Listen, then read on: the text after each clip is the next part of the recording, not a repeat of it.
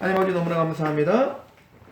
오늘부터 우리가 요한계시록을 같이 상고하려고 합니다. 하나님, 이 귀한 시간에 은혜를 주셔서 하나님께서 예수 그리스도께 또 예수님이 천사에게 또 천사가 요한에게 그리고 요한이 일곱 교회에게 보낸 이 서신서를 접하며 우리가 하나님의 은혜와 하나님의 그 원대하신 하나님의 그 비전 또 광대하신 하나님의 구속사를 바로 알고 그 하나님의 역사하심에 감동하고 또 그 압도당하여 오늘 우리의 삶을 능히 승리할 수 있는 믿음과 그 위로가 있게 하시옵소서. 이 시간도 하나님께 위탁합니다. 예수님의 이름으로 감사하며 기도합니다. 서론적으로 요한계시록에 이제 발신자와 수신자 누구냐 이 부분은 제가 아예 그냥 뺐어요. 그런 논쟁은 할 필요가 없으니까요. 당연히 이 서신을 지금 쓰고 있는 사람은 요한이죠. 요한이 AD 1세기에 약 이제 물론 AD 60년경에 쓰여졌냐 AD 90년경에 쓰여졌냐 라고 하는 것에 대해서는 좀 논란의 여지가 좀 있어요. 그러나 대부분의 신학자들은 이 요한계시록이 여러 가지 정황상 AD 90년경에 쓰여졌다라고 네로 황제 도미티아누스 황제 때 이 핍박에 관련되어서 이제 해석하는 것이 합당하다 이렇게 이제 생각을 많이 하죠. 요한은 반모섬에 그 당시 이제 예수님을 증거하다가 요한이 반모섬으로 유배를 당하게 됩니다. 그래서 그 반모섬에서 유배를 당하면서 하나님께 계시를 받는데 오늘 계시록 1장 1절을 보면 계시 받는 루트에 대해서 이렇게 얘기하죠. 이 부분은 우리가 이제 본문 해석 들어갈 때 더 자세하게 하겠지만 1장 1절에 예수 그리스도의 계시라 이는 하나님이 그에게 주사 반드시 속히 일어날 일들을 그 종들에게 보이시려고 그의 천사를 그 종 요한에게 보내어 알게 하신 것이라. 그래서 예수님께서 천사를 통하여서 요한에게 주었고 그 요한이 이제 일곱 교회에게 이제 보내는 편지가 바로 이 요한 계시록이다라고 하는 겁니다. 자, 그러니까 실제적으로 요한계시록은 요한이 썼고 그리고 이걸 받는 사람들은 1차 독자는 누구냐면 바로 소아시아 일곱 교회, 계시록 2장 3장에 나오는 에서보드 사빌라, 그죠? 에베소, 버가모, 서모나, 버가모, 두아디라, 사데, 빌라델비아, 라오디게아 요 일곱 교회. 근데 이따가 더 자세하게 알려드리겠지만요. 사실은 이 요한계시록은 그 교회들만 보라고 쓰는 건 아닙니다. 그 교회들을 들어서 지금 메시지를 준 거고 회람서신이거든요. 초대교회 모든 교회들 그리고 오고 오는 모든 교회들에게 쓴 서신이다 라고 하는 것을 인지하고 시작하도록 할게요. 자, 요한계시록 어떤 책이냐 라고 할 때 우리는 크게는 세 가지 정도만 기억했으면 좋겠습니다. 해석할 때 대단히 중요한 건데요. 첫 번째, 요한계시록은 바로 성경이다. 성경. 요한계시록이 성경이다라는 거 모르는 사람 누가 있어요? 그죠? 요한계시록 성경이에요. 근데 이걸 왜 강조해야 되냐면요. 요한계시록은 독특하고 뭔가 신비하고 다른 책이 아니다. 다른 그런 신비하고 독특한 책이 아니다라는 걸 아셔야 돼요. 그러니까 성경 66권, 창세기부터 요한계시록까지 66권인데 그 66권의 마지막 있는 책일 뿐이지 그 요한계시록이 성경의 다른 성경과는 전혀 구분된 독특한 책으로 우리는 자칫 잘못 오해할 수가 있단 말이에요. 어떤 분들 같은 경우 우리가 어제도 그런 얘기를 했지만 요한계시록 읽지도 마라 이렇게 얘기를 하는 목사들이 있을 정도로 요한계시록 뭔가 너무 막 감춰져 있고 여러분들 계시록이라는 것 자체가 계시라는 게 뭐예요? 이게 열어 제친 거예요. 이게 계시거든요. 그러니까 이미 요한에게 예수님께서 뭘 하신 거예요? 하나님의 비밀을 열어 제쳐서 쓰게 하신 게 요한계시록. 그러니까 이미 열린 책이지 요한계시록은 닫힌 책이 아닌 거예요. 이건 우리가 계시록을 연구해보면서 아시겠지만 1세기에 있었던 모든 성도들은 이 요한계시록을 다 이해하고 있었다는 사실을 여러분들 명심하셔야 돼요. 그래서 이제 카타콤에 고난을 당하고 있었던 모든 성도들도 어린아이부터 노년에 이르기까지 요한계시록 우리가 지금 해설을 해야 되지만 그때는 해설할 필요도 없죠. 그냥 요한의 이 서신을 그냥 읽으면 그냥 눈물을 주르르 흘렸다는 거 아니에요? 그러니까 이 요한계시록은 이미 열려진 초대교회에서로부터 이미 충분히 우리가 읽혀줘야 될 성경이라는 거고요. 또 제가 성경이라는 걸 강조하는 이유가 뭐냐면 성경은 통일성이 있죠. 우리가 성경 전체는 1600여 년간, 1500에서 1600여 년간 기간 동안 쓰여졌고, 뭐 40여 명의 저자를 통하여서 그 저자들 직업도 다 다르죠. 뭐 다윗 같은 왕도 있었고, 솔로몬 같은 지혜자도 있었죠. 또 바울처럼 그렇게 학식이 많은 사람도 있었지만, 또 배운 것이 없는 베드로 같은 어부도 있었고, 또 아모스와 같은 농부도 있었고요. 그리고 또 나이대도 천차만별이에요. 예를 들어 예레미야 같은 경우는 나는 소년이라 하는 걸 보면 대단히 어린 나이에 예레미야 계시를 받아 쓴 걸 우리가 알 수 있고, 오늘 보고 있는 요한계시록 같은 경우는 AD 90년이니까요. 요한은 한참 나이가 많이 들어서 할아버지가 됐을 때 사실은 계시록을 썼을 거라는 걸 추측을 할 수가 있죠. 그러니까 또 직업도 다르고 나이도 다르고, 그리고 또 언어도 달랐죠. 구약은 히브리어로 쓰여졌고 신약은 헬라어와 약간 아람어로 쓰여졌다. 그러니까 언어도 달라요. 쓰여진 곳도 다르죠. 바벨론에서, 페르시아에서 쓰여진 것도 있고요. 북이스라엘에서 쓰여진 것, 남유다에서 쓰여진 것도 있고, 그 지역도 다르고. 그런데 놀라운 사실은 창세기부터 계시록까지 일맥상통한 통일성을 이룬다. 이것이 신적 어떤 성령의 영감을 받지 않으면, 성령님이 그 40여 명의 저자들을 통하여, 이 사람들이 모여서 회의에서 쓴 게 아니잖아요. 40여 명에게 각자 있는 처소에서 그렇게 썼는데도 불구하고 1500년, 1600년간 쓰여진 이 서신이, 이 성경 전체가 하나의 맥을 이루고 하나를 말하고 있다. 이것을 우리가 이제 보통 성경의 권위를 이야기할 때 항상 하는 기초적인 얘기들이거든요. 자, 그렇다면 창세기부터 계시록까지 다른 말하는 거 하나도 없어요. 이걸 믿고 있는 우리가 보수 신앙을 갖고 있는 사람들이라면 계시록은 독특한 얘기를 하는 게 아니라 성경이 말하고자 하는 얘기를 정리하고 있을 뿐이에요. 자, 무슨 얘기냐? 이걸 이제 부흥가개혁사에서 나오는 이제 그 계시록 만화가 있어요. 제가 그거는 그냥 한번 우리 교회에 제가 비치하면서 한번 앞부분만 좀 읽어봤는데, 거기는 재밌게 표현했어요. 꼭 창세기와 계시록은 햄버거의 빵과 같다. 이렇게 이야기를 해요. 무슨 얘기냐면 창세기와 계시록이 딱 빵처럼 앞과 뒤를 딱 막는 거예요. 그리고 나머지 패티랄지, 뭐 야채랄지, 과일랄지 이 모든 것들은 다 그 내용물이 되는 거고요. 그러니까 쉽게 얘기해서 뭐냐면 창세기는 시작의 책이에요. 그죠? 자, 창세기는 뭐가 쓰여졌어요? 하나님이 태초에 하나님 천지를 창조했다는 창조 이야기가 나와요. 하나님이 전 만물을 창조하셨다. 왜 창조하셨는가? 왜 인간을 하나님 형상대로 만드셨는가? 그러면 왜 하나님은 인간을 에덴에서 쫓아낼 수밖에 없었는가? 왜 우리는 이렇게 어려운 가운데 살 수밖에 없었는가? 이런 이야기들이 담겨있는 게 창세기죠. 그러니까 창세기는 하나님이 천지를 창조하신 목적, 방향, 그죠? 그리고 어디로 끌고 갈지, 이런 것들을 다 기록한 거예요. 그래서 우리가 지금 화요일날 우리 창세기 강의 우리 좀 맥잡기 하고 있잖아요. 지금 1장부터 11장까지를 얼마나 오랜 시간 동안 하고 있습니까? 왜냐면 1장부터 11장까지가 전 역사의 핵심적인, 그리고 이 성경이 어디로 데려갈 것인지에 대한 중요한 구속사가 거의 다 담겨있단 말이에요. 자, 그렇다면 계시록은 뭐냐면, 요한계시록은 바로 그 목적과 시작을 마치고 완성하는 책이 계시록이에요. 그래서 창세기와 계시록을 함께 보는 게 너무 중요해요. 창세기를 먼저 보시고 계시록을 보면 대단히 흡사하고 비슷한 인유들이 있다는 것을 우리가 볼 수가 있습니다. 예를 들어서 근데 좀 다르죠. 에덴 동산은 하나님의 에덴 동산, 하나님의 동산, 하나님의 나라, 그죠? 그 하나님의 나라가 죄로 말미암아 그 나라를 잃어버렸다. 타락을 해서 죄 때문에 신라건되었다. 근데 계시록은 어떻게 끝나요? 새 하늘과 새 땅, 그보다 더 완전하게 완성된 하나님의 새 하늘과 새 땅, 새 에덴이죠. 그 새 하늘과 새 땅이 하늘로 더 내려오는 걸로 끝나는 겁니다. 또한 아담은 어떻게 했죠?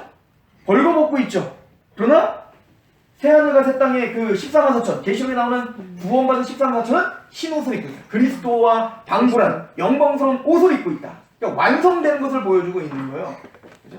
또한 그 에덴 동산에는 동산 중앙에 뭐가 있어요? 생명나무와 선악을 알게 하는 나무가 있죠. 즉 생명나무는 우리에게 영원한 생명을 주는 나무고, 선악을 알게 하는 나무는 시험이죠. 그죠? 그런데 요한계시록에는 보면 새하늘과 새 땅에 생명나무가 등장합니다. 마지막. 그 생명수가 오르고 거기에 생명나무가 쫙 이제 치료하는 생명나무가 쭉 있는데, 계시록은 뭐가 없어요? 선악을 알게 하는 나무가 없죠. 그 얘기 뭐죠? 시험 끝이 난다. 더 이상 타락하고 하는 거 없다. 그러니까 지금 창세기와 계시록만 몇 가지만 보더라도 지금 뭔가 대단히 큰 뭔가 이야기를 하고 있고, 인유를 하고 있다라고 하는 것을 우리 좀 이해하실 필요가 있다.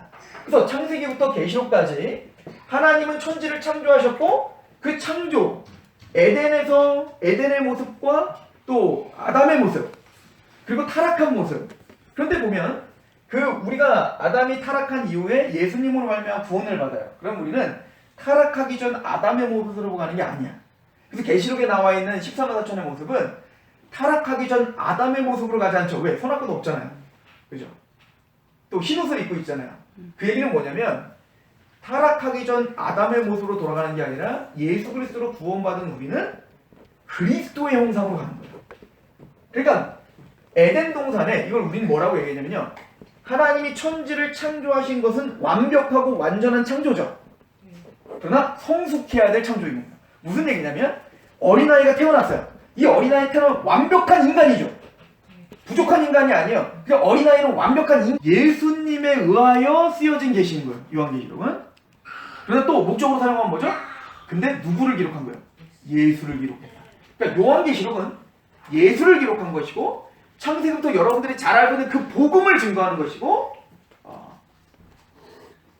그 역사의 완성을 말하는 책이다 라고 하는 거예요. 자, 또 하나는요. 계시록을 우리가 이해하는데 중요한데 제가 추천한 책이 하나 있죠.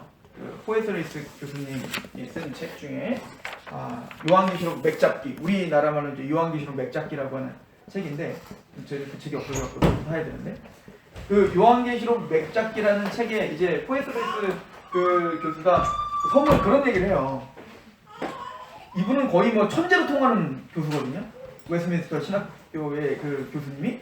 근데 이제 이분이 요한계시록을 이제 막 연구하고 너무 힘들고 막 서재에서 막 그렇게 막 싸우면 얼마나 힘들어요. 계시록을 막 연구하고 막 고대 문헌들을 다 찾고 또 이제 상징을 풀어내고 이게 너무 힘들어가지고 너무 어렵다. 그래서 막 좀 시키러 왔는데 조카인가 누가 꼬맹이가 요한계시록을 보고 있더래. 이렇게 요한계시록을 이렇게 펴서. 그래서 그 교수님이 그랬대. 야, 그거 보면 아니?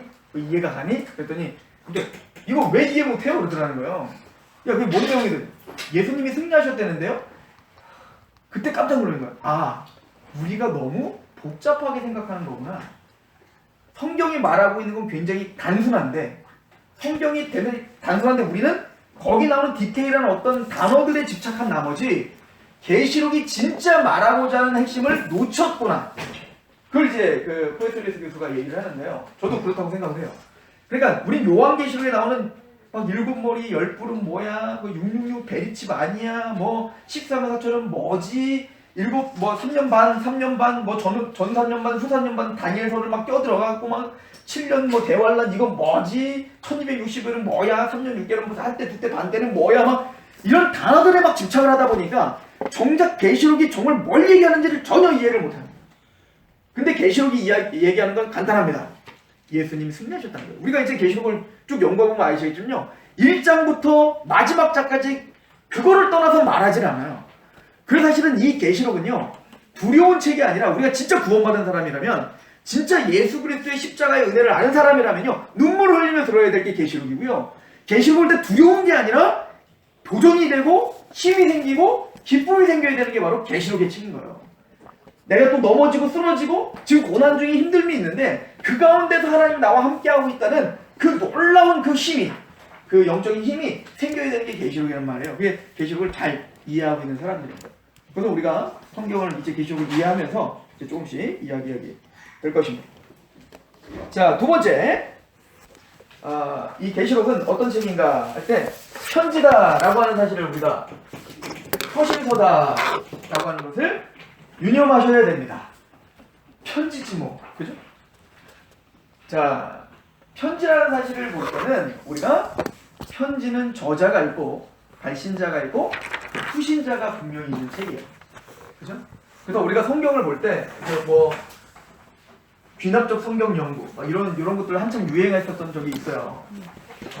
연역적 성경 연구와 귀납적 성경 연구가 있는데 연역적 성경 연구는 우리가 이제 우리 구원론 교리 공부하는 것 같은 것이 이제 연역적 성경 공부예요. 그러니까 이미 주제를 정해놓고 그 주제에 맞는 성경 구절을 쫙 뽑아가지고 정리하는 거죠. 이게 조직 신학과 같은 거예요. 그러니까 신학에서 말하는 조직 신학이 이제 연역적 성경 공부라고 생각을 하시면 되고 귀납적 성경 연구는 어떤 내 주제와 나의 어떤 그 사심을 두지 말고 그냥 성경으로 가서 성경이 말하는 말을 그냥 그대로 연구하고 그 연구한 거를 정리했더니 이런 얘기야 라고 결과가 나중에 주어지는 게 이제 귀납적 성경 연구인데요. 성경을 연구할 때는 이 두 가지가 같이 다 가야 된다 라고 하는 거예요. 근데 이제 여러분들이 아무리 성경을 100번, 1000번 봐도 여러분들이 성경을 창세기부터 계시록까지 막 100번을 봐서 이신치가 딱 정립될 것 같아요? 잘 안 돼요. 기도는 무엇이다 이게 딱 정립될 것 같습니다. 쉽지 않습니다. 근데 하나님은 은사를 주신 하나님의 교사들, 그러니까 교회는 목사와 교사들이 있는 거예요. 그래서 그 온전한 신학을 배운 교사들을 통해서 2000년 동안의 교회 역사 속에서 이미 교리들이 정리가 되더라고요. 성경이 말하는 바가 무엇인지, 구속사가 무엇인지, 복음이 무엇인지, 거듭남이 무엇인지, 이신칭의가 무엇인지 정리했다고요. 그래서 우리는 그런 것들을 연역적으로 성경 공부를 해야 돼요.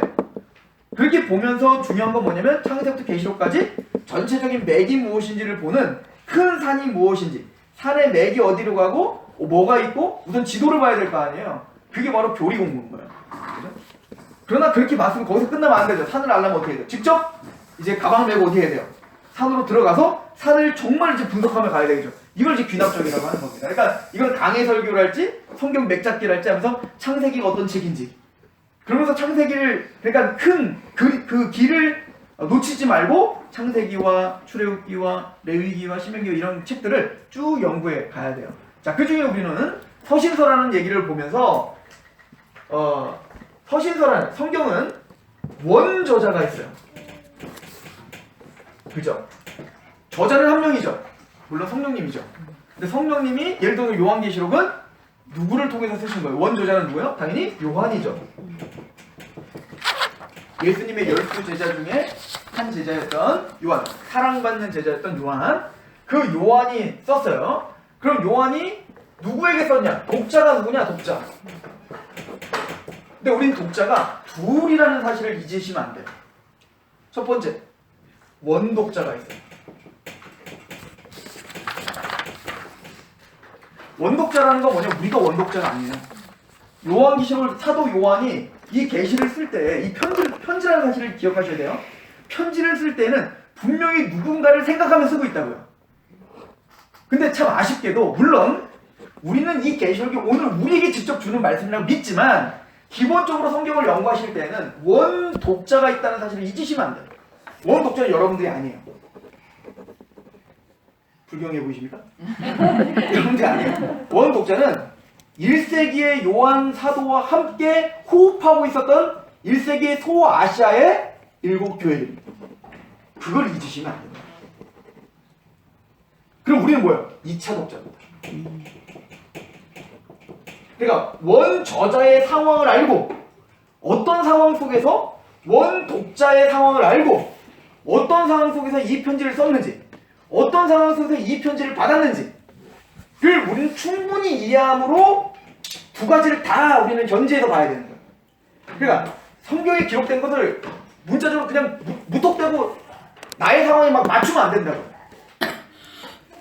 이게 지금 어떤 얘기인지, 어떤 문화 속에서, 어떤 배경 속에서 하는 얘기인지를 충분히, 이게 성경을 연구하는 기본적인 자세예요.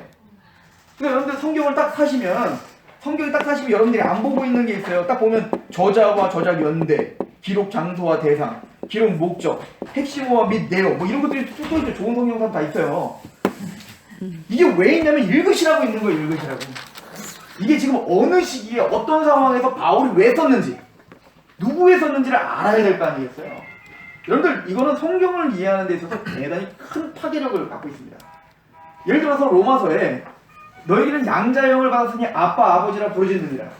이걸 그냥 우리 지금은 그래도 양자라고 하는 어떤 그 개념이 그래도 참 괜찮아졌어요. 그러나 우리가 예를 들어서 뭐 한 80년대 90년대까지 우리가 만약에 그 성경을 딱 보면 양자 하면 우리는 딱 어떤 생각이 딱 들어요. 뭔가 친자보다는 못한, 뭔가 차별 대우를 받는, 뭔가 사랑 덜 받는 이런 느낌이 우리에게는 예전부터 있었다고. 우리는 워낙 이제 그 조선시대 때 막 그 서자 차별, 이게 얼마나 아버지라 부르지 못하고 형을 형이라 부르지 못하는 그런 어떤 그 정신이, 그 유교적 정신이 우리에게 가득하단 말이에요. 이런 상태로 양자형을 받았다. 아 그치, 예수님은 친자, 우리는 양자지. 예수님은 친자고 우리는 양자. 그런 의미로 양자라고 쓴 거 아니거든요. 예를 들어서 로마 시대 때 양자라고 하는 의미는요. 예를 들어서 황제들이 있는데 황제들은 당연히 대물림이 되죠.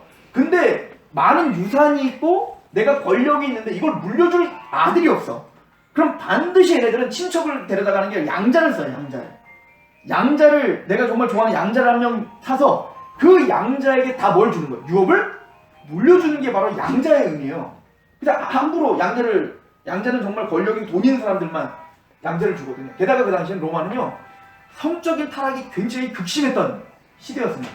그러니까 친자들이 대단히 많이 버림을 당했던 시기였어요. 근데 양자는 뭐죠? 그러니까 친자라는 건 어떤 느낌이 있냐면 실수로 나 버림당할 수도 있는 거예요. 근데 양자는 법으로 정해져 있어요. 로마법에. 버리면 절대 안 됩니다. 그리고 내가 선택한 겁니다. 그러니까 양자라는 말은 여러 가지 의미가 담겨있는데 첫 번째는 뭐냐면 유업을 이을 자라는 뜻이고 두 번째는 100% 하나님의 선택으로 만들어진 선택으로 우리를 선택하신 구원받은 사람이라는 뜻이고요. 그리고 절대 구원에서 떨어지지 않는다. 버림당하지 않는다라는 의미가 같이 함축되어 있는 단어가 양자.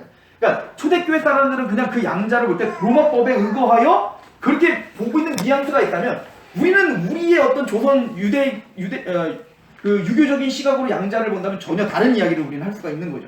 그러니까 그 시대적 배경을 아는 것은 대단히 중요하다. 자, 예를 들어서 요번에 김추성 교수님이 이제 반모성 갔다가 뭐 이제 거기 요한계시록에 관련된 소화시간을 쭉 돌고 오셨었어요. 그리고 이제 저랑 만나가지고 그때 이제 그 사무실에 가갖고 근데 막 그때 우리 목사님도 같이 하셨었나? 막 흥분해가지고 내가 반모성 갔다 왔는데 막 자료를 보여주고 막 그러면서 하는 얘기가 있었는데 이제도 계시고 전에도 계시고 전체 오실이 이게 어디 써 있는 줄 알아? 제우스 신전에 써 있어. 무슨 얘기인 줄 아시겠어요? 그러니까 그런 우리가 흔히 이재동의 전해동의 장차 오실이 이런 표현들이 제우스 신전이나 그런데 이미 다 익숙한 표현들인 거예요. 그러니까 참신은 제우스 신이 아니다 이거예요. 참신은 로마 황제가 아니다 이거예요. 참신은 누구밖에 없다. 하나님이시며 예수 그리스도가 바로 알파와 오메가시다. 이거를 증거하는 거예요. 그러니까 우리가 그 시대적 배경을 잘 이해해야 이 계시록이 뭘 얘기하는지 알아요. 자, 대표적으로 라오디게아 교회에 보면 우리가 항상 좀 오해하고 있는 구절이 하나 있어요. 너희는 차갑든지 뜨겁든지 하라. 그러니까 어떻게 돼요? 아예 믿으려면 뜨겁게 믿든지 아니면 아예 불신자가 돼버리든지 우리 그렇게 얘기를 한다고요. 막 그렇게 해석하면 안 되고 그 시대적 배경이 어떠냐면 라오디게아 교회라고 하는 것은요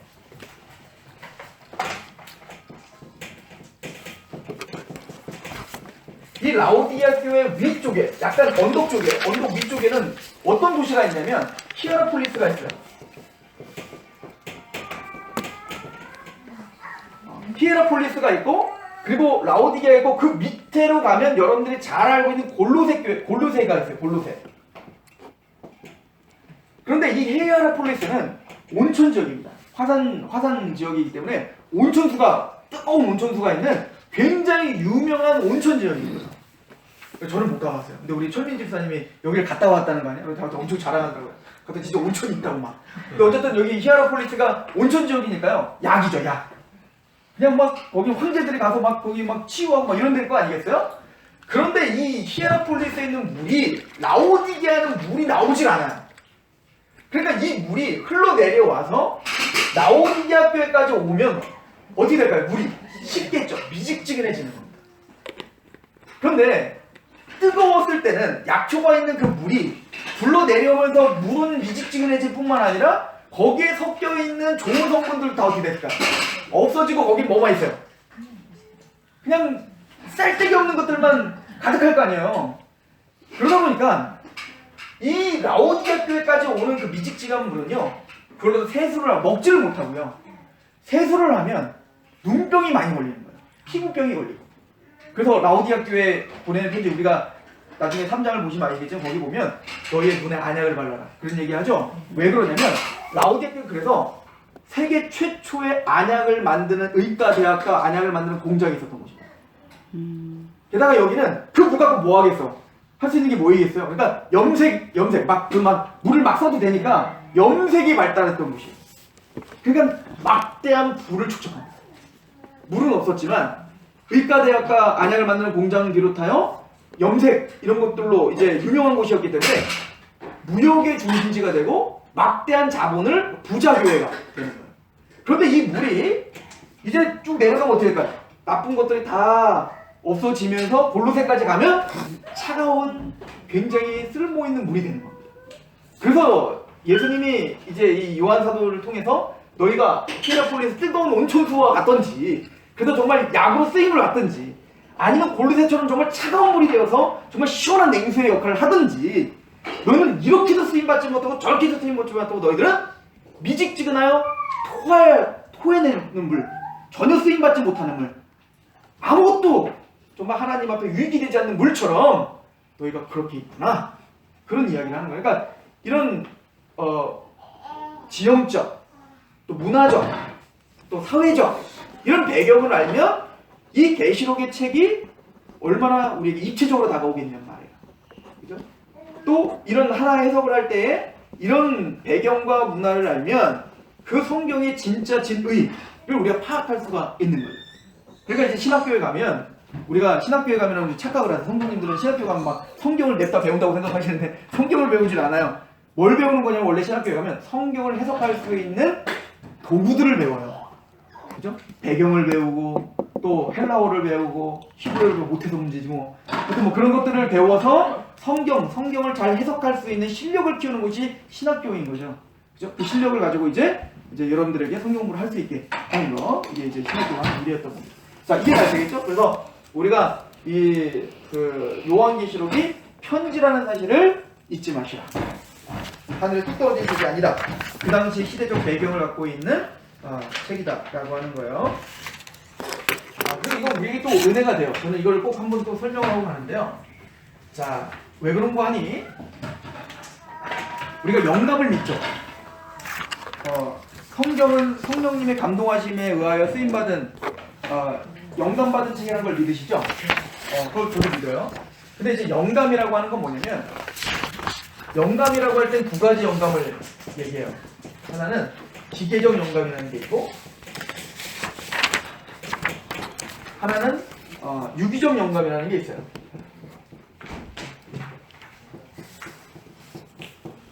자, 기계적 영감이라는 건 뭐냐면 말 그대로 타이프라이터가 됐다는 얘기예요. 그러니까 성경을 어떻게 믿는 거냐면, 자, 갑자기 하나님 계시가 또 와요. 계시. 그러면서 갑자기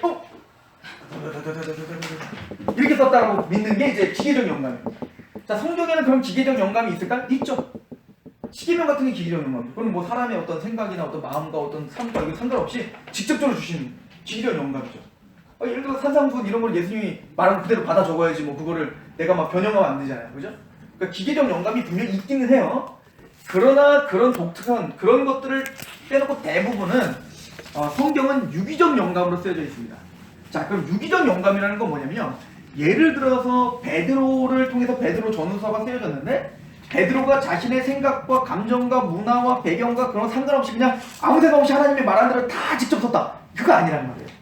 베드로의 성품, 베드로의 상황, 배경, 또 언어, 그런 어떤 성향, 이런 것들이 다 농축되어 있어요. 예를 들어서 예레미야 같은 경우는요, 그러니까 서신서와 어떤 그 성경을 쭉 읽어보면 이 쓴 저자의 성격이 어떤지 좀 나타나요. 예를 들어 바울 같은 경우는 어때요? 굉장히 직선적이죠. 그리고 굉장히 도전적입니다. 그리고 대처자의 어떤 마음이 딱 느껴져요. 그죠? 내가 막 내 몸을 다 전지로 내어 드렸다. 나는 그 하나님이 나에게 주어진 그 사명을 마치려면 내가 생명을 다 막 이렇게 말해요. 근데 이제 예레미야 같은 경우는 막 울어요. 막 울어. 하나님 나 가기 싫어. 나 하나님 말씀 전하면 맨날 이렇게 잊혀지고 더 잊혀지고, 그런데 내가 하나님 말씀을 전하지 않겠다고 생각하면 내 마음에 불이 붙어. 내가 전하지 않았어. 어쩔 수가 없어. 전합니다. 그리고 또 터지러 가. 그러니까 이게 달라요. 그 성향에 따라 그걸 그대로 사용하시는 거예요. 근데 이게 우리한테 참 은혜가 되는 거예요. 유기적 영감이에요. 예를 들어서 보세요. 호세아서가 기록됩니다. 그 호세아서가 기록됐을 때, 예를 들어서 지금 이스라엘 백성들의 지금 상황은 어떠냐면, 죄 때문에 니들 망할 거다 이거예요. 근데 내가 너희들 다시 회복시킬 거다 이거예요. 근데 이거를 그냥 너희들 죄 때문에 망할 거다, 그러나 내가 너희를 회복할 거다, 이렇게 설명할 수도 있는데, 하나님은 호세아의 삶을 통하여 이야기하려고 하는 겁니다. 그래서 호세아가 못해요? 결혼 생활을 하게 하죠. 그죠? 창녀인 아내 고멜과 하나님이 중매한 아내인데 창녀였어요. 근데 호세아는 또 하나님을 사랑하고 고멜도 사랑했죠. 그래서 진짜 고멜을 사랑했던 것 같아요. 그러니까 어쨌든 하나님이 중매했지만 하나님이 돈 주시는 것도 아니고 자기 돈으로도 어떻게 해야 돼요? 고멜을 사와야 돼요. 그 돈을 사왔더니 얼마가 있으니까 이 아내가 어디 가요? 없어진 거예요. 뭐 없어져가 친정집 가서 아무 데도 없어 봤더니 다른 남자 품에 또 안겨 있어. 습관해줘. 그럼 또 돈을 주고 또 사와. 그런데 그 아내가 또 없어졌어. 또 다른 남자 품에 안겨 있어. 여러분들 이게 실제적으로 여러분들 남편이 우리의 아내가 됐다면 우리가 어떤 마음이 들겠냐고요? 가슴이 찢어지지 않겠냐고요? 맨날 울지 않겠냐고요? 그 하나님 물어본다고 생각해보세요. 호세야 슬프냐? 호세야 기분이 어떠냐? 가슴이 찢어질 것 같습니다. 왜 나에게 이런 고통을 주십니까? 도대체 왜 나한테 이런 여자를 왜 나를 이런 사랑한 마음을 주셨습니까? 뭐 울 거 아닙니까? 그때 하나님 말하는 거야. 호세야 내 마음이 그래. 이스라엘 백성들이 내가 그렇게 마음을 다하여 그를 사고 열심을 다하여 구원을 시켰지만 또 다른 우상을 숭배하고 또 사오면 또 우상 숭배하고 또 사오면 또 우상 숭배하는 이 마음이 찢어지는 것처럼 내 마음이 그래. 너 그 마음 갖고 선포해. 하나님 알자. 힘써 여호와를 알자. 우리가 하나님을 아는 지식이 없으므로 망한다. 그러니까 이거는 그냥 기계적인 외침이 아니라 호세아는 그런 삶을 통하여 하나님의 마음을 이해하고 그의 모든 생각과 성품과 삶과 배경을 다 가지고 성경을 쓴 거예요. 여러분들 기계적 영감이 더 좋아요? 저는 유기적 영감이 훨씬 감동이 돼요. 이해가 돼요. 하나님의 마음을 그냥 안다고요. 예를 들어 예수님의 십자가의 사건, 그 아들 내어주다. 우리가 그 마음을 어찌 이해할 수 있냐고요. 그죠? 근데 아브라함은 이해했을 것 같아요. 그렇지 않을까요? 우리 아브라함 이야기를 통해서 아브라함은 하나밖에 100세 동안에 하나님의 그 인생을 주장하신단 말이에요. 그리고는 아들을 주신다는 100세에 드디어 그 약속의 아들을 주셨어요. 근데 하나님은 그 약속의 아들을 또 어떻게 해요? 죽이라는 겁니다. 그 모리아산에 자기 아들을 죽이러 올라가는 아브라함의 마음이 어땠을까요? 그걸 통해서 우리는 뭘 보는 거예요? 하나님. 독생하신 하나님이 자기 아들을 죽이는 그 마음을 우리는 보는 겁니다. 이 유기적 영감이에요. 배경과 언어와 감정과 그걸 다 동원하여 우리를 설득하시는 겁니다. 그래서 때로는 유기적 영감이기 때문에 때로는 우리가 이런 인간적인 어떤 인격적인 마음으로 성경을 보지 않으면 이해 안 되는 것들이 많아요. 예를 들어서 성경에 보면 하나님이 내가 너희들을 가나안 땅에 보내마! 반드시 보내마! 라고 한다면 갑자기 좀 죄를 지면 니들 다 죽일 거야. 그러다 갑자기 또 모세가 나를 죽여! 알았어. 보내마! 그러다 또 죄 좀 니들 다 죽일 거야. 그럼 하나님이 보면 꼭 뭐 이상해요. 좋을 줄 모르신 것 같아. 언제는 막 보낸다고 했다. 언제는 막 안 보낸다고 했다. 우리는 알아요. 유기적 영감을 생각할 때 안다고요. 예를 들어서 이 자녀가 이렇게도 말을 안 듣고 저렇게도 말을 안 듣고 너 내 자식 아니야. 너 나가. 내 집에서 나가. 내쫓아. 나가라는 얘기예요 진짜? 알겠습니다. 짐 싸고 나가요? 무슨 얘기? 네가 정말 내 자식 나왔으면 좋겠다. 난 너를 버릴 수 없다는 표현 아닙니까? 난 너를 그렇게 해서라도 반드시 고쳐내고야 말겠다는 사랑이에요. 우리가 할 수 있는 게 그거밖에 없는 거거든요. 이사야서 보면 이런 말이 있어요. 하늘이 얻으리라 땅이 얻으리라 뭐 다른 동물들은 다 자기 주인을 알건만은 내 백성들은 하나님을 아버지를 모른다 막 그러잖아요. 그런데 그걸 보면 기계적으로 쓰여진 것 같습니까? 이사야의 감정이 묻어나지 않았습니까? 예를 들어 옛날에 보면 동네에 보면 왜 그 막 옛날에는 막 이렇게 폭주적으로 막 따라다니는 딸들이 있고 막 그럼 어떻게 해요? 때려도 말 안 듣고 설득해도 말 안 듣고 그럼 나중에 머리를 막 밀어. 너 나가지 마. 그랬더니 머리 모자 쓰고 또 나가는 거야. 그러면 아버지가 할 수 있는 게 없어. 그럼 나중에 얘를 막 때리다가 힘에 붙여갖거든요. 동네 그 항상 마을회가 있잖아요. 마을회가 얘를 막 그냥 동네 사람들 다 나오시오. 얘가 내 말도 안 듣고. 그 아버지의 심정에서 그거밖에 할 수 없는 그 답답함. 이 딸을 고치고 싶은데 고쳐지지 않는 그 답답함이 있는 건데 그런 마음으로 이사야가 외쳤다고 생각하지 않습니까? 하늘이 어디라 땅이 어디라 이 백성을 좀 봐라 이거예요. 저런 미물들도 주인을 아는데 하나님의 형상대로 지음받고 내가 홍해를 건너게 하고 만나를 주고 매출을 주고 물을 주고 그 역사를 주장했던 그 백성들을 봐라. 나를 또 배신한다. 나를 또 모른다 한다. 내가 그들을 바벨론으로 끌고 가서 그들을 때릴 수밖에 없는 내 심정을 좀 봐라. 그렇게 들리지 않습니까? 유기적 영감인 거예요. 그러니까 이사야는 그냥 무미건조해 쓴 게 아니에요. 그 감정을 다해 쓴 거예요. 생각을 다해 쓴 거예요. 그러므로 우리는 하나님께서 도대체 요한이 어떤 마음으로 지금 요한계시록을 썼는가에 집중하셔야 됩니다.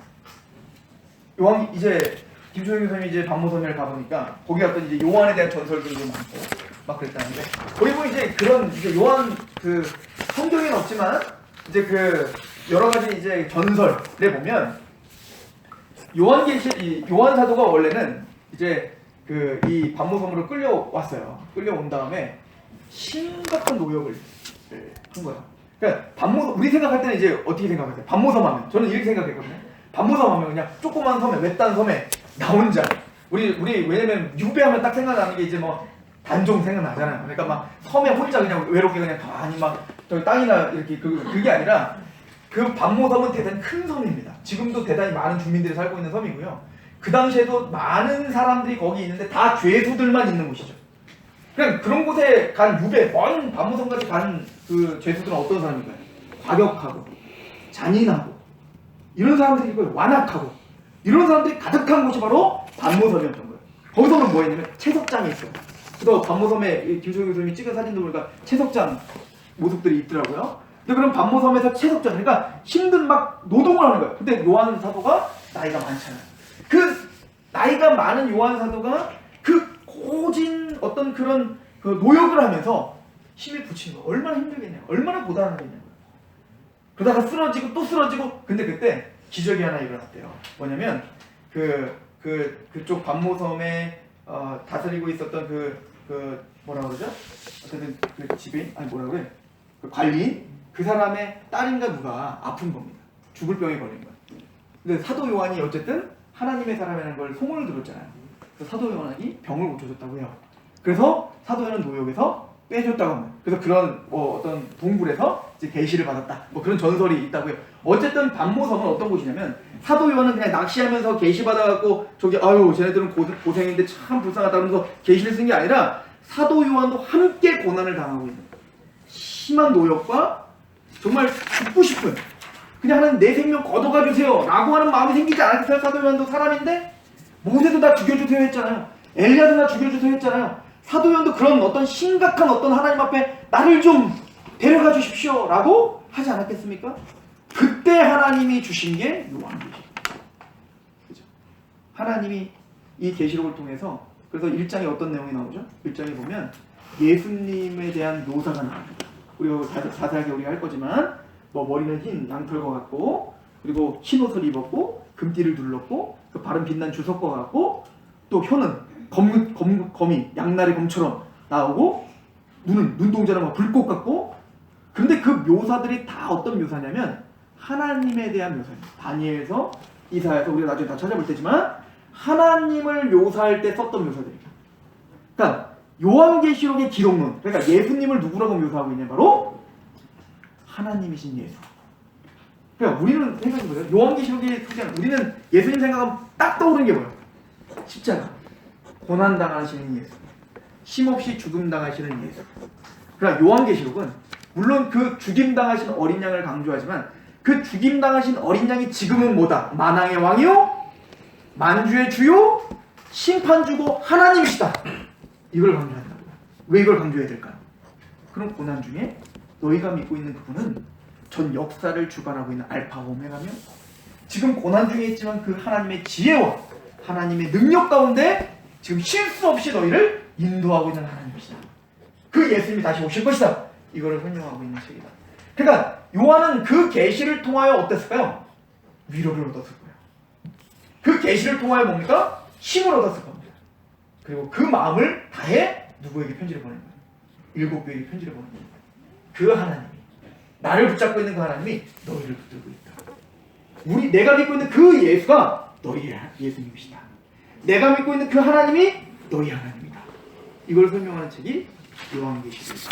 그래서 우리는 이 계시록을 연구해 가면서 그 장장에 있는 어떤 배경적인 것들, 또 문화적인 것들, 언어적인 것들 이런 것들을 우리가 충분히 우리가 연구하면서 같이 가게 될 것이다. 그러니까 우리는 성경 요한계시록을 해석할 때 서신서라는 것, 유기적 영감을 쓰셨다는 사실을 이해하면서 그 당시 시대적 배경을 이해해야 돼요.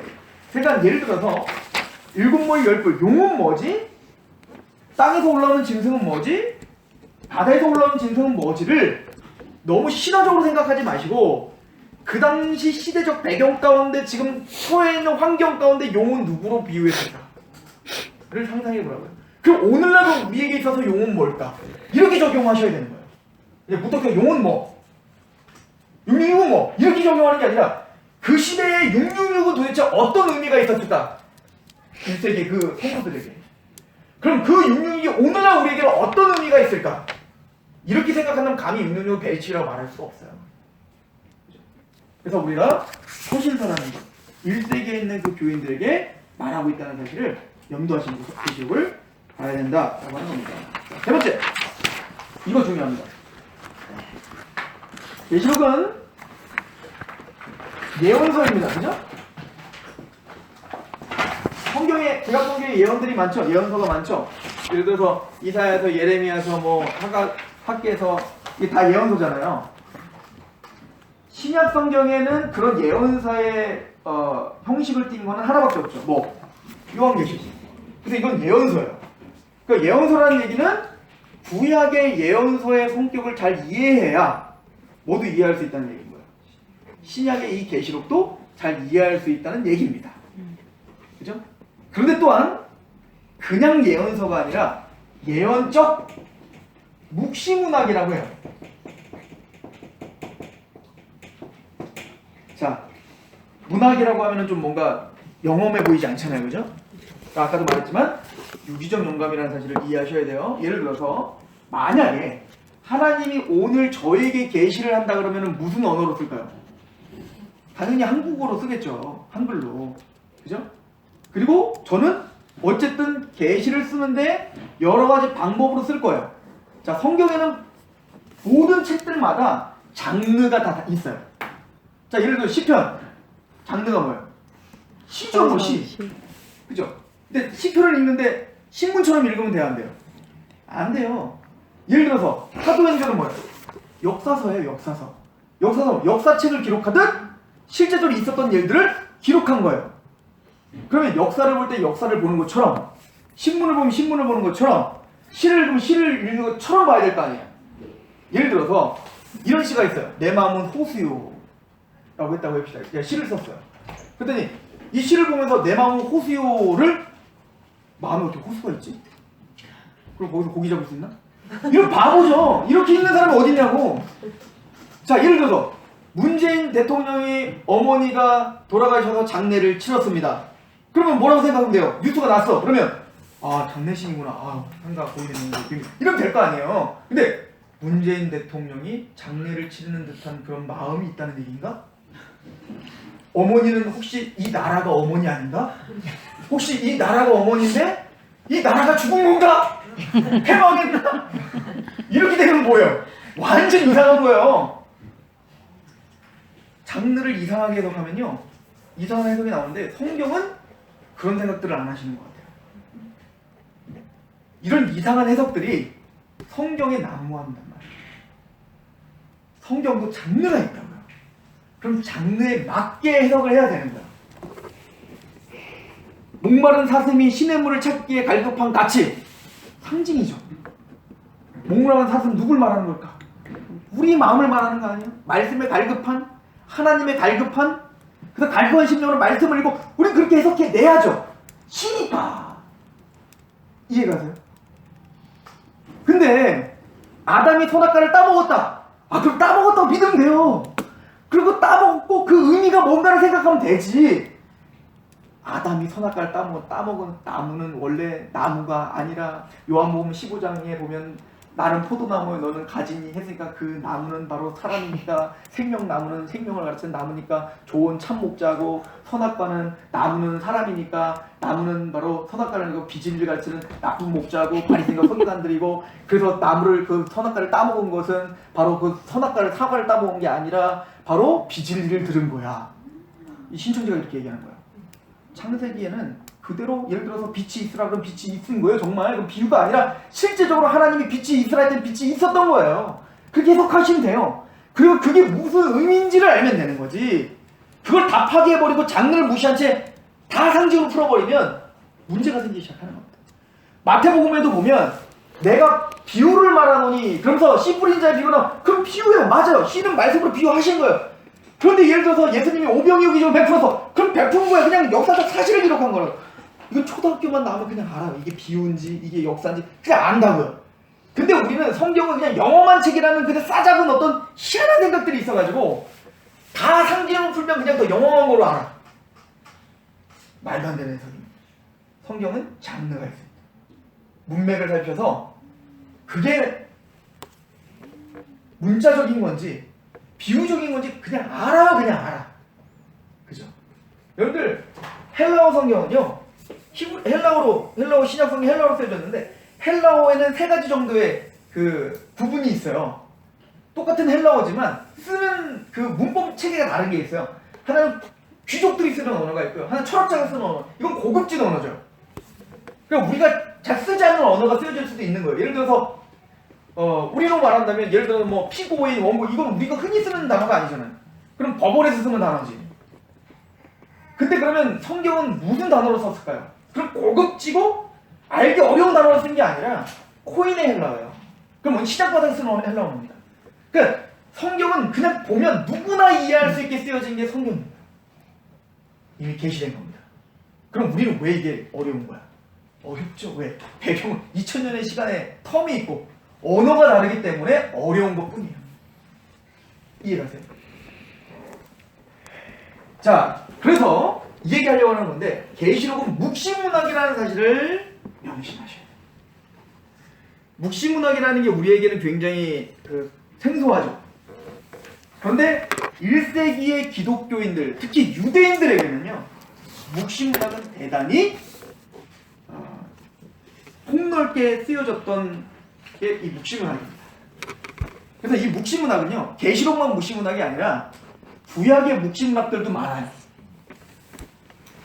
또 신약시대 한 후에 또 묵시문학들이 많이 있어요. 근데 지금 계시록은 우리가 보기에는 너무 독특하지만 1세기의 묵시문학을 잘 알고 있는 사람들에게는 독특하지 않은 용어들과 문체들과 이런 것들이 우리는 근데 왜 어렵냐면 묵시문학을 접해보지 않았기 때문에 이해가시나요?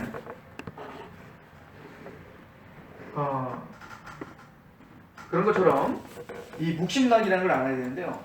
구약에도 묵시문학이 있을까요? 있어요. 예언서 중에 묵시문학적인 장르가 있어요. 다는 아니지만 다니엘서가 다는 아니지만 거기에 다니엘서에 묵시문학적인 요소들이 많은 에스겔서, 이사야서에도 있어요. 다니엘서에도 있고요. 스가랴서도 있고요. 그럼 그건 뭐냐면 묵시문학의 특징은 상징적인 언어를 사용합니다. 그러면 왜 상징적인 언어를 사용해야 될까요? 묵시문학이 쓰여지는 배경이 뭐냐면 핍박의 시기입니다.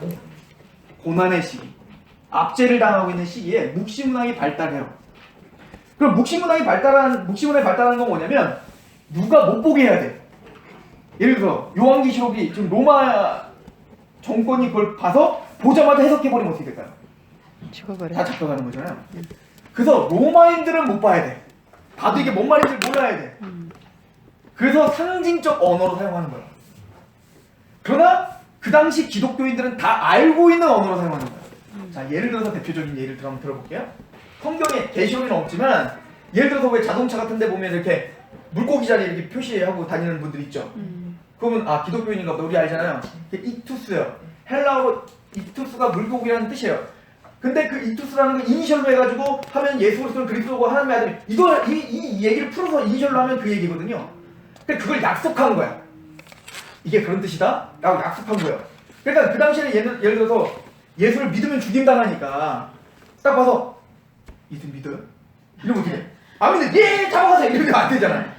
게다가 내가 발각되는 게 뿐만 아니라 내가 발각되면 누가 다 발각돼. 공동체가 다 발각되는 거잖아요.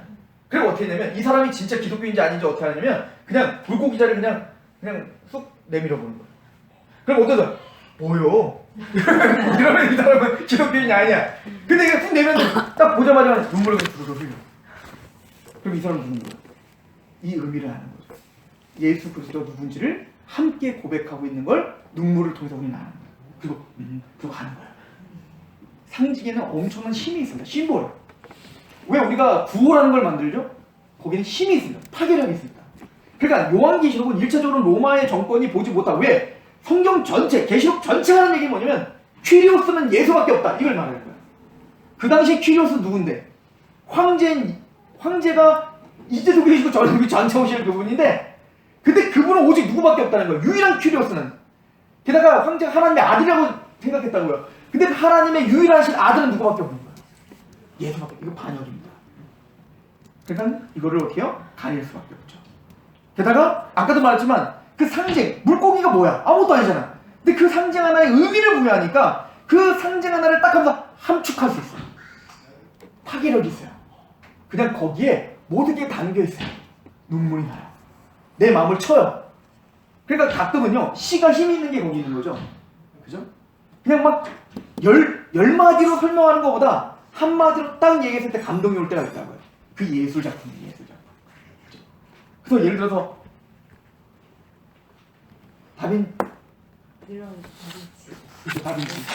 다빈치가 최후의 만찬을 딱 그렸어.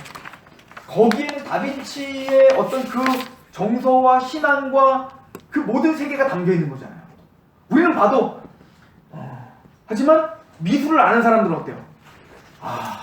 정말 피카소 보면 머리 장난을 쳤고 그러지만 미술을 아는 사람은 그걸 딱 보면 저기에 진짜 우주가 담겨있다 뭐 이런 거 아니에요? 미쳤나? 이런 거 아니에요? 이런 거예요. 상징에 그런 힘이 있는 거예요. 그냥 그 상징에는요 이 예술인 거예요. 예술. 김준홍 교수님, 제가 김준홍 교수님 책을 여러분들에게 이렇게 추천을 좀 많이 해요. 그러니까 김준홍 교수님이 쓴 책이 있어요. 하나님의 보좌, 어린 양의 보좌, 아니 하나님의 어린 양의 보좌. 그 책이 있는데요. 제가 김준홍 교수님 책을 추천한 이유는 뭐냐면 물론 김준홍보다 뛰어난 세계 석학들이 쓴 책들이 더 많아요. 그죠? 뭐 그레고리 빌이랄지 무슨 뭐 오스본이랄지 이런 사람들 많이 있어요. 그런데 김준홍 교수님은 예술가예요. 성악을 하셨다고요. 예술을 아셔. 그러니까 산문으로 담아낼 수 없는 것이 함축하여 예술적인 어떤 힘이 있다는 걸 알아요.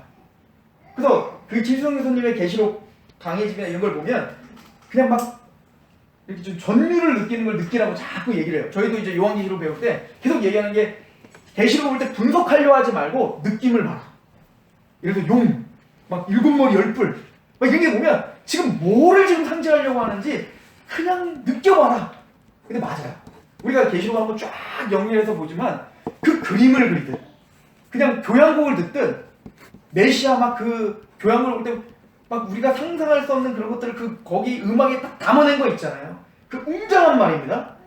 그럼 막 거기에 나타나는 막 운명, 그럼 막 와와와와 그러면서 막 느껴지는 그 우리의 그 모든 운명이 담겨있는 그 느껴보는 것처럼 계시록도 그런 예술가적인 마음으로 느껴보셔야 돼요.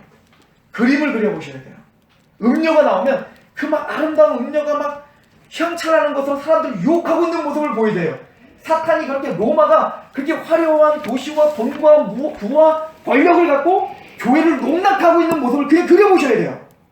그리고 오늘날 이 만몬이, 이 세속주의가 교회를 어떻게 휘어싸고 있는지 그거를 지금 그려보셔야 돼요. 그런 예술가적인 마음으로 우리는 봐야 돼요. 묵시문학이 딱 그런 겁니다. 상징을 통하여 우리에게 하나님의 말씀을 폭발적으로 우리에게 선포하는 게 묵시문학이에요.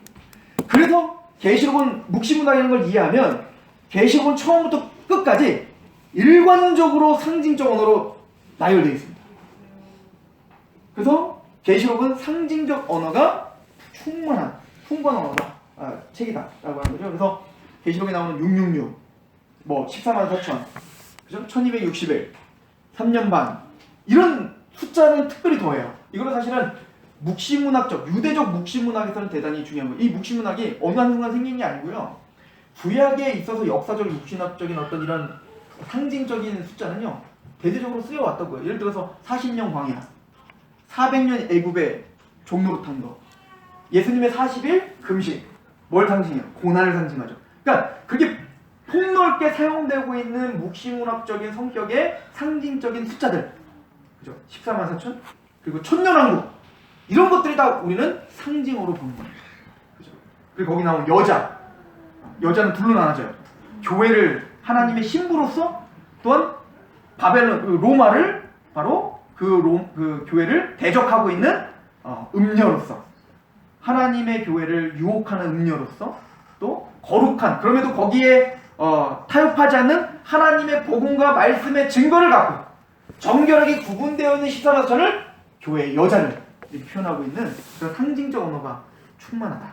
그래서 우리는 계시록을 볼 때 기본적으로 상징이다 라고 하는 것을 우리가 봐야 된다 라고 하는 거예요. 그래서 이 세 가지가 있습니다. 자, 그리고 아까 첫 번째 얘기했어야 되는데요, 우리가 진짜 유념해야 되는 거는 계시록을 해석하기 위해서는 성경 전체의 맥을 분명히 아셔야 됩니다.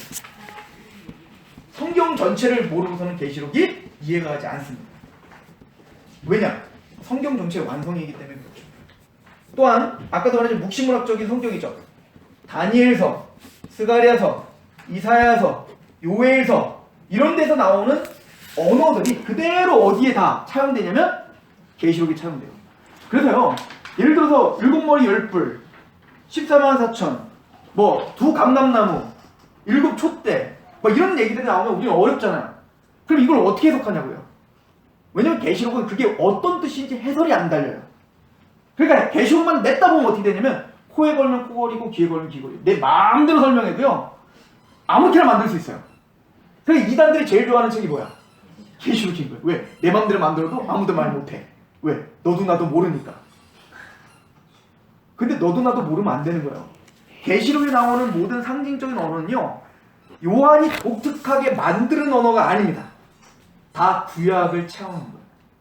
예를 들어서 7머리 10뿔 이건 다 다니엘서에 있는 거고, 또 2감람나무와 7촛대는 뭐야? 스가랴서에 있는 얘기고, 또 하나님의 예수님의 어떤 그 보호자 그 신옷을 입고 이건 이사야서고. 그러니까 하나하나 모든 게 다 구약의 말씀을 다 인용했어요. 그레고리 빌이 우리 그 그레고리 빌이 책을 2개를 썼는데 어쨌든 이 요한계시록에서 이런 얘기를 해요. 계시록은 404개의 구절이 있어요.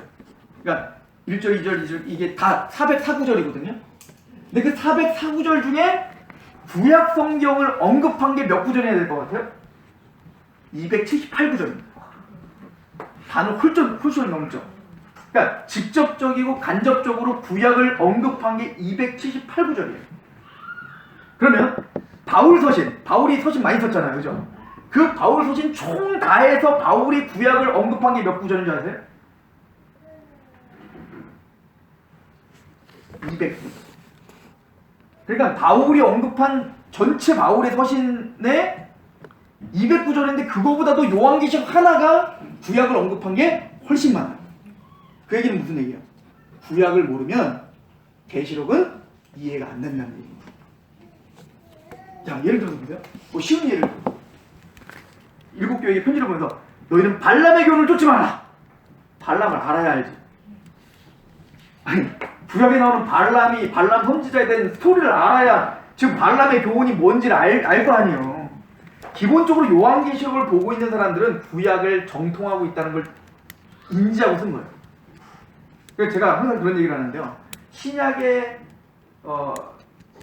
기록하는 우리 기자들은 베드로랄지 요한이랄지 우리를 배려 안 합니다. 왜냐면 1차 독자는 누구기 때문에 이미 구약 성경만 달달달달 보고 있는 그들이기 때문에 이미 구약을 다 알고 있고 구약을 기반으로 하고 있다는 걸 전제로 지금 쓰고 있기 때문에 여러분들은 구약의 스토리를 이미 알고 있어야 돼요. 구약을 부지런히 읽으셔야 됩니다. 아브라함의 이야기를 전체 스토리를 잘 모르면 바울의 은혜가 뭔지를 몰라요. 이신칭을 이해할 수가 없다니까요. 그죠? 그래서 우리가 계시록을 이해할 때는 반드시 뭐를 좀 충분히 인지해야 된다. 구약을 인지해야 된다. 근데 지금도 그래서 이제 계시록을 연구할 거니까 구약 다 읽고 와라 이러면 좀 힘들잖아요. 그래서 우리가 계시록을 이해할 때 우리가 좀 천천히 갈 겁니다.